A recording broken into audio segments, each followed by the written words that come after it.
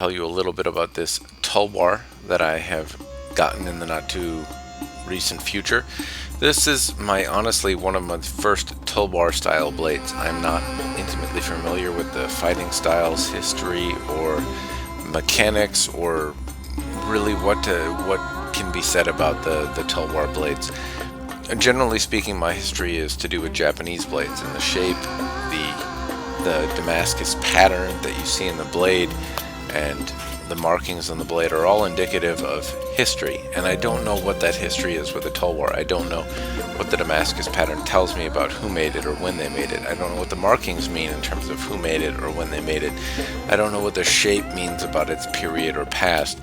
What I can say is that there are markings on the blade, and there is a Damascus pattern that can be easily spotted within the blade, and then there's a lot to look at, a lot to get lost in, a lot of interesting metallurgy and workmanship happening here in order, well, not in order, but basically if you like steel, you're gonna enjoy this particular blade. But unfortunately I can't tell you what any of it means.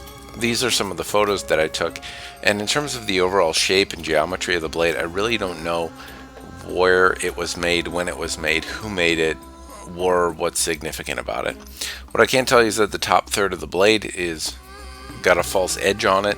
There are some markings in the blade. The Damascus pattern within the blade is easy to see, very bold, very lively, and there are some additional markings on the blade near the hilt, but I don't know exactly what they mean or what they are indicative of.